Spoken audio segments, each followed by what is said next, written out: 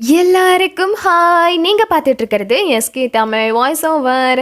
சரி வாங்க, இப்போ இந்த ட்ராமால நெக்ஸ்ட் என்ன நடக்குதுன்னு சொல்லி பார்க்கலாம். இப்போ இந்த எபிசோட் ஆரம்பிக்கும்போதே பார்த்தீங்கன்னா, நம்ம ஹீரோயின் இருக்காங்க இல்லையா? அவங்க ஷெஜிங்க மீட் பண்ணணும்னு சொல்லிட்டு யாருக்கும் தெரியாம கோவிலுக்கு வந்திருக்காங்க. அப்படி அவங்க மீட் பண்ணும்போது ஷெஜிங் கேட்குறான், "ஆமா, அன்னைக்கு நீ எதுக்கு உன்னோட உயிர பணயம் வச்சு அந்த ஷெஜ்ஜிய காப்பாத்துன?" அப்படின்னு கேட்குறான். "எதுக்குன்னா, அப்பதானே நான் அவன உண்மையா லவ் பண்றேன்னு அவன் நெனப்பான்" அப்படின்னு இவ சொல்ல, "அப்படியா? உண்மையா அதுக்காக தான் பண்ணியா? இல்லன்னா அவன நீ நெஜமாவே லவ் பண்ண ஆரம்பிச்சிட்டியா?" அப்படின்னு சொல்லி இவன் கேட்குறான். ஒரு நிமிஷம் ஹீரோயின் யோசிக்கிறாங்க. யோசிச்சுட்டு, "இல்லையே, அந்த மாரி எதுவும் கிடையாது. இங்க பாரு, நம்ம அங்க இருக்க கிரிமினல்ஸ் எல்லாரையும் கூண்டோட புடிச்சு ஜெயில்ல போடணும்னு சொல்லிட்டு தான் இவ்ளோ கஷ்டப்பட்டுட்டு இருக்கோம். அப்படி இருக்கும்போது ஈஸியா அங்க அந்த ஜாலி வந்து ஷெஜ்ஜிய சுட்டுட்டு போயிட்டா நம்மளோட பிளான் எல்லாமே சொதப்பிடாதா? அதனால தான் நான் கஷ்டப்பட்டு ஷெஜ்ஜிய காப்பாத்துனேன். அதெல்லாம் இருக்கட்டும், நான் தான் அவங்களோட டீலிங் எங்க நடக்குதுன்னு சொல்லி உனக்கு லொகேஷன்லாம் அனுப்பி வச்சிருந்தேனே, நீ எதுக்கு அங்க வரல?" அப்படின்னு இவ கேட்க, "அது நீ அனுப்புன லொகேஷனே எனக்கு கிடைக்கல. அதனால தான் நான் வரல" அப்படின்னு இவன் போய் சொல்றான். அப்ப ஹீரோயின், "அதெல்லாம் இருக்கட்டும், ஷெஜிங் மறுபடியும் அவன்கிட்ட இருக்க ட்ரக்ஸ் எல்லாத்தையும் அந்த சுஜட் கிட்ட எப்போ குடுக்க போறான்னு சொல்லி உனக்கு ஏதாவது தகவல் கிடைச்சதா?" அப்படின்னு ஹீரோயின் கேட்க, "என்னது? அந்த ட்ரக்ஸ் எல்லாத்தையுமே அந்த ஜாலி வேற ஏதோ ஒரு கேங் கிட்ட அனுப்பி வச்சுட்டா? உனக்கு இந்த விஷயம் தெரியாதா?" அப்படின்னு இவன் கேட்குறான். "என்னது? அப்படியா? எனக்கு இந்த விஷயம் தெரியாதே" அப்படின்னு ஹீரோயின் முழிக்கிறாங்க. அப்ப இந்த சுச்சங்கும் சொல்றான், "எப்படியாவது அந்த ட்ரக்ஸ் எல்லாமே எங்க இருக்குன்னு நம்ம தான் சீக்கிரமா கண்டுபிடிச்சாகணும்" அப்படின்னு இவன் சொல்லும் போது, "சரி நீ கிளம்பு, யாராவது பாத்திர போறாங்க" அப்படின்னு ஹீரோன்னு சொல்றாங்க. சரி நீ ஒன்றும் போறான். அந்த டைம்ல பார்த்தா ஹீரோ அங்க கல்லு மாதிரி நின்றுட்டு இருக்கான். நம்ம ஹீரோனே இப்ப பெருசா பதட்டம்லாம் படல. டைரக்டா ஹீரோ கிட்ட போய், அது அன்னைக்கு பிரிட்ஜில் என்ன நடந்துச்சுன்னு சொல்லி விசாரிக்கிறதுக்காக தான் அவன் வந்தான், மற்றபடி எதுவும் கிடையாது அப்படின்னு அவ சொல்றா. "ஓ அப்படியா?" அப்படின்னு சொல்லிட்டு இவன் ஷெஜின் கிட்ட வரான். வந்துட்டு, "இங்க பாரு, உனக்கு ஏதாவது விசாரிக்கணும்னா டைரக்டா என்கிட்ட வந்து பேசு, இல்லைனா என்னோட லாயர் நம்பரை கொடுக்குறேன், அவர்கிட்ட பேசு, என் ஒய்ஃப் கிட்ட பேசுற வேலை வச்சுக்காத" அப்படின்னு சொல்லிட்டு இவன் வந்து நம்ம ஹீரோயினை கூப்பிட்டுட்டு சைலண்டா கிளம்புறான். பட் ஹீரோயினுக்கு ஒரு மாதிரி பயமாவே இருக்கு. அப்ப அவங்க, "இங்க பாரு, நான் சும்மா தான் கோவிலுக்கு வந்தேன், அப்ப யதார்த்தமா தான் இவனை நான் மீட் பண்ணேன், மற்றபடி எங்களுக்குள்ள எதுவும் கிடையாது" அப்படின்னு ஹீரோயின் சமாளிக்க, "எனக்கு புரியுது, எனக்கு புரியுது" அப்படின்னு ஹீரோ பாட்டுக்கு போறான். "என்னது? உனக்கு புரியுதா? அப்படின்னா உனக்கு என் மேல கொஞ்சம் கூட சந்தேகம் வரலையா?" அப்படின்னு கேட்க, "இல்லையே, எனக்கு சந்தேகம் வரல" அப்படின்னு அவன் போறான். "ஓ அப்படியா? சரி, நீ எதுக்கு நம்மளோட கூட்ஸ் எல்லாமே காணாம போன விஷயத்த என்கிட்ட சொல்லவே இல்லை?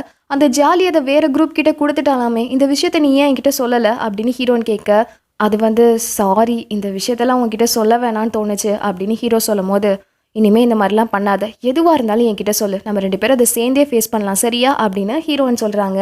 அப்ப அவன், "ஆக்சுவலி இது வரைக்கும் இந்த டீலிங் முடியவே இல்லைல்ல, ஸோ இந்த டீலிங் முடிகிற வரைக்கும் நம்மளால யூகேக்கு போக முடியாது, பட் அதுக்கு பதிலாக உன்னை நான் வேற ஒரு பிளேஸ்க்கு கூப்பிட்டுட்டு போகிறேன்" அப்படின்னு சொல்லிட்டு ஒரு ஆர்ஃபனேஜ் இருக்கும், அந்த பிளேஸ்க்கு ஹீரோயினை கூப்பிட்டுட்டு போகிறான்.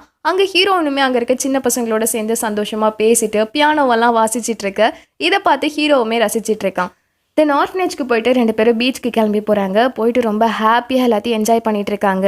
தென் லேட் நைட்டு தான் 2 பேரும் கிளம்பி வீட்டுக்கு வராங்க. அப்போ அங்கே இருக்க பொண்ணு, "மேடம், உங்களுக்காக இங்கே ஒரு டெலிவரி வந்திருக்கு" அப்படின்னு சொல்கிறா.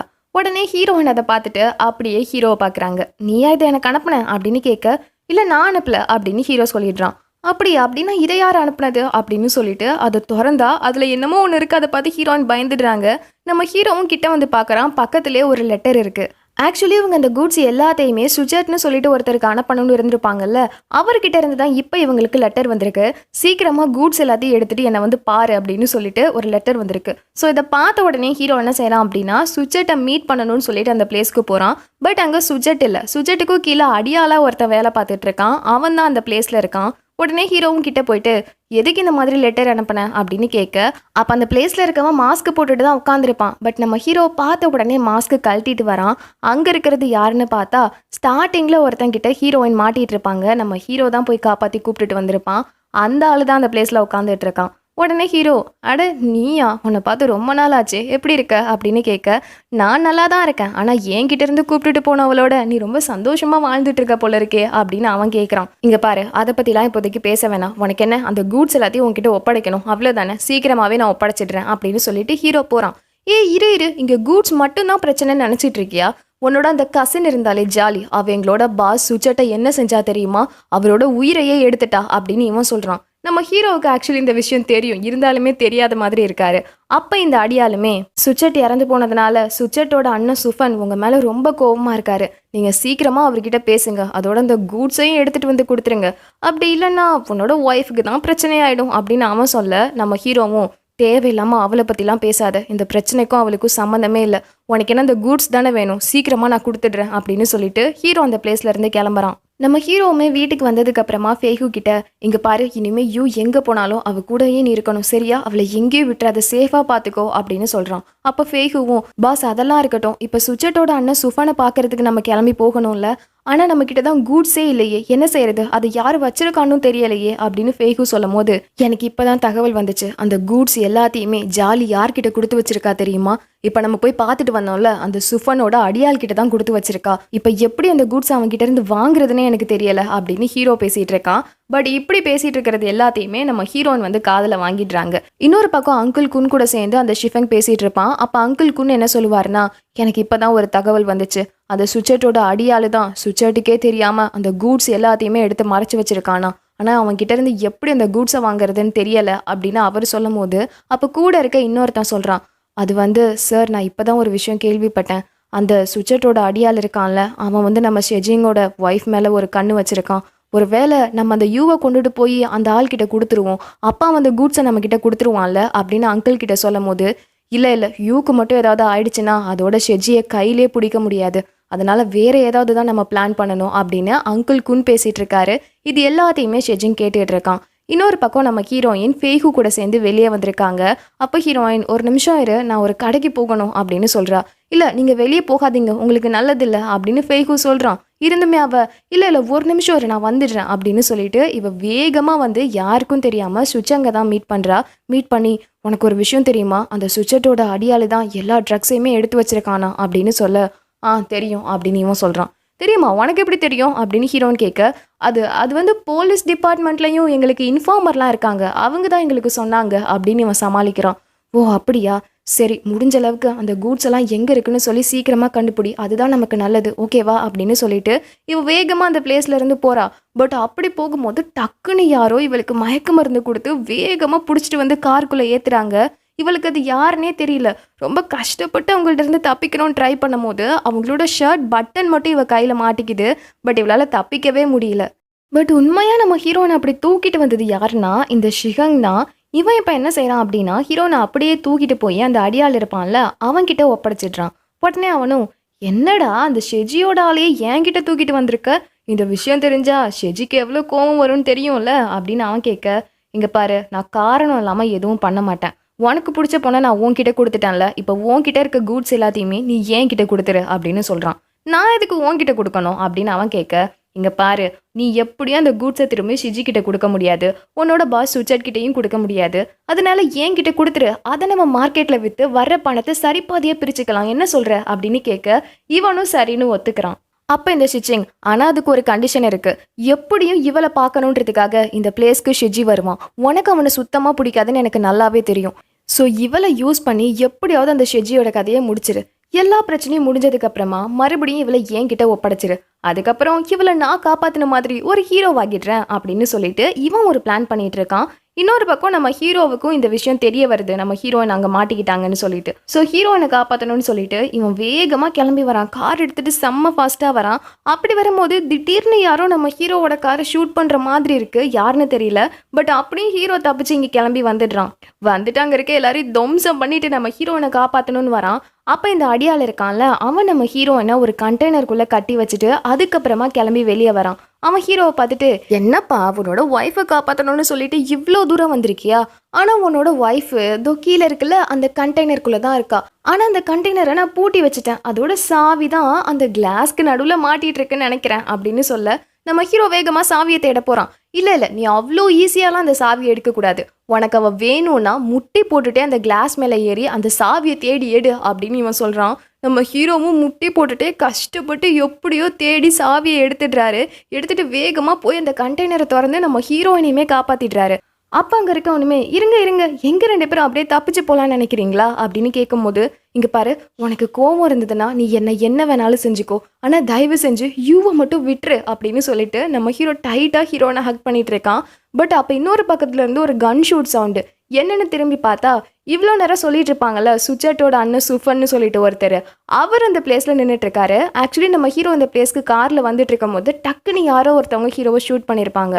அது இந்த சுஃபன் தான். இந்த சுஃபன் வந்து கேட்டிருப்பான், என்னோட தம்பி இறந்து போனதுக்கு நீ தானே காரணம் அப்படின்னு.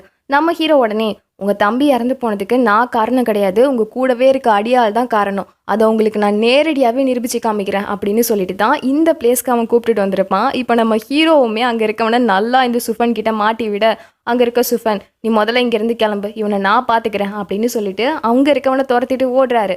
பட் நம்ம ஹீரோயினை பார்த்து, நீ கிளம்பு, நான் இங்கே கூட்ஸ் எங்கே இருக்குன்னு தேடணும் அப்படின்னு சொல்கிறான். இல்லை நானும் கூட்ஸை தேடி வரேன் அப்படின்னு ஹீரோயின் பிடிவாதமாக வராங்க. இன்னொரு பக்கம் அந்த ஷிஃபங் இருக்கான் இல்லையா, அவன் அங்கே இருக்க கூட்ஸ் எல்லாத்தையுமே எடுத்துட்டு தப்பிச்சு போகணும்னு ட்ரை பண்ணுறான். பட் ஹீரோ அதுக்குள்ளே அந்த பிளேஸ்க்கு வரான். ஸோ அதனால இவன் அப்படியே ஹீரோ கிட்ட இருந்து தப்பிக்கணுன்றதுக்காக மறைஞ்சு அங்கேருந்து ஓடிட்டு இருக்கான். பட் இன்னொரு பக்கம் ஃபேகு இவனை பார்த்துட்டு துரத்திட்டே வரும்போது இவன் அப்படியே சுற்றிட்டே ஓடி போய் யூனிஃபார்மை போட்டுட்டு டக்குன்னு ஏதோ போலீஸ் இன்வெஸ்டிகேஷனுக்கு வர மாதிரி வந்துடுறான். அப்போ ஃபேகுவும் நீயா அப்படின்னு சொல்லிட்டு முழிக்கும் போது, ஆமாம் இங்கே ஏதோ சத்தம் கேட்டுச்சு, அதான் என்னென்னு பார்க்கலான்னு வந்தேன் அப்படின்னு சொல்லிட்டு எதுவுமே தெரியாத ஆள் மாதிரி நின்றுட்டுருக்கான்.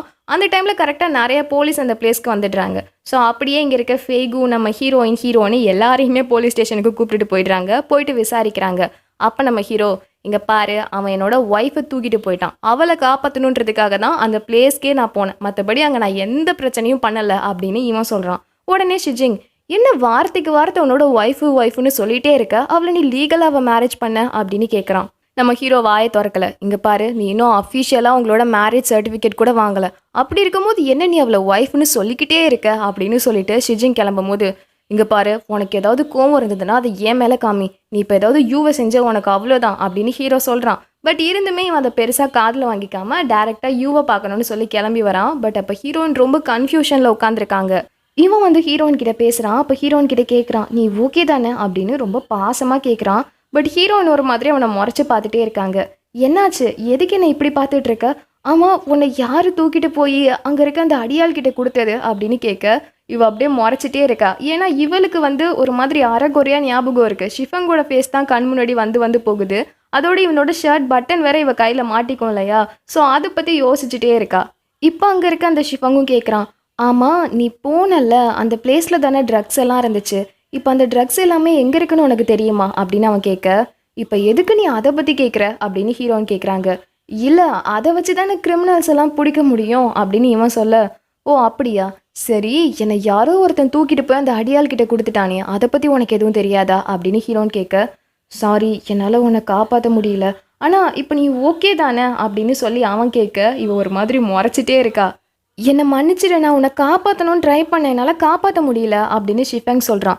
ஓ உன்னால் என்னை காப்பாற்ற முடியல, ஆனால் என்னை காப்பாற்றுறதுக்கு அந்த இடத்துக்கு ரொம்பவே கஷ்டப்பட்டு ஷெஜி வந்தான், அவன் தான் என்னை எப்படியோ அங்கே இருக்கவங்கிட்ட இருந்து காப்பாற்றினான். ஆனால் திடீர்னு எங்கேருந்தோ சம்மந்தமே இல்லாமல் நீ அந்த பிளேஸ்க்கு வந்த, அதுதான் எனக்கு ஒன்றும் புரிய மாட்டுது அப்படின்னு இவ சொல்ல, இல்லை நான் ஜஸ்ட்டு கோயின்சிடென்ஸாக தான் அந்த பிளேஸ்க்கு வந்தேன், மற்றபடி எதுவும் கிடையாது அப்படின்னு சொல்லி இவன் சமாளிக்கிறான்.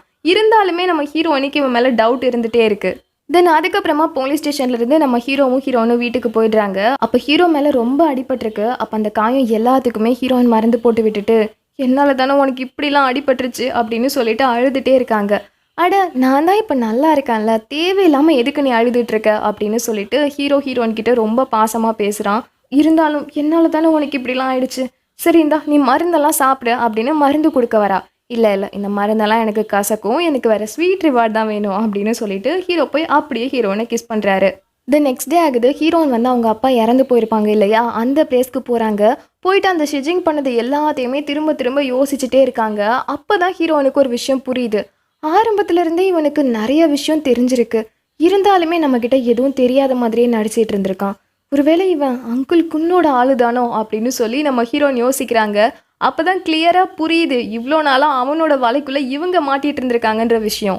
ரொம்பவே கோவம் வருது, இந்த ஷிஜிங்கை சும்மாவே விடக்கூடாது அப்படின்னு மனசில் நினச்சிட்டு இருக்காங்க. அதுக்கப்புறமா ஹீரோயின் போய் ஹீரோவை மீட் பண்ணுறாங்க.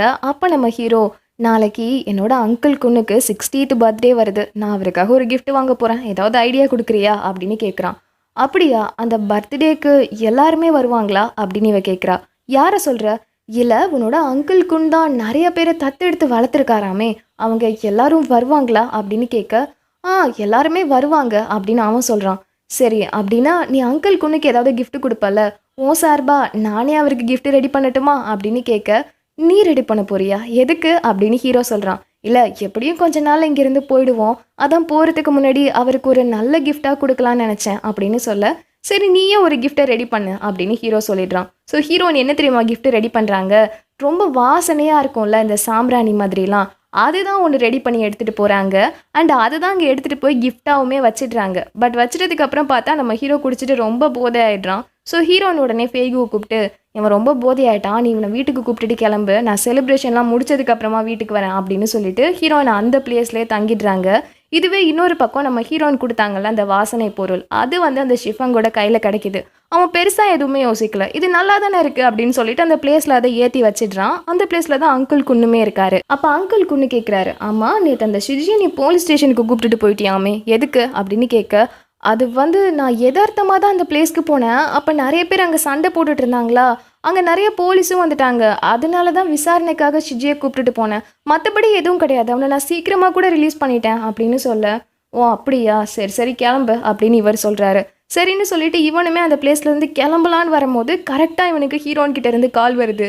ஐயோ அங்குள் குன் பார்த்துட்டா என்ன செய்யுது அப்படின்னு ஒரு மாதிரி பயந்துட்டே அவன் வெளியே ஓடி வரான். அப்போ ஹீரோயினும் நீ எங்கே இருக்க அப்படின்னு கேட்க, நான் போலீஸ் ஸ்டேஷனில் இருக்கேன் அப்படின்னு அவன் சொல்கிறான். ஓ அப்படியா அப்படின்னு சொல்லிட்டு இவன் இங்கே இருக்கிறத ஹீரோயின் தூரத்துலேருந்து பார்த்துட்டு இருக்காங்க. இதுலேயும் ஹீரோனுக்கு கன்ஃபார்ம் ஆயிடுது இவன் அங்கிள் குன்னோட ஆள் தான்னு சொல்லிட்டு.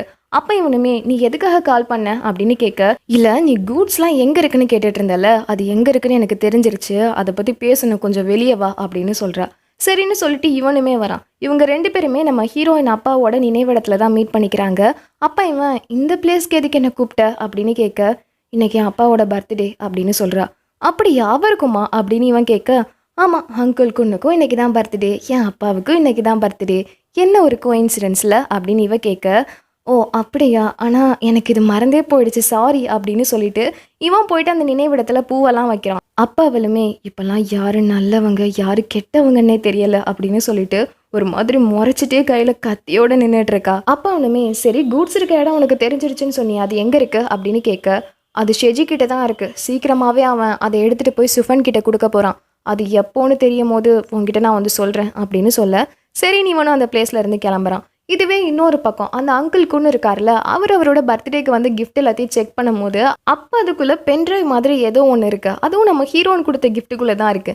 என்னடா அது அப்படின்னு சொல்லிட்டு அந்த அங்கிள் குன்னுமே அதை எடுத்து ப்ளே பண்ணுறாரு.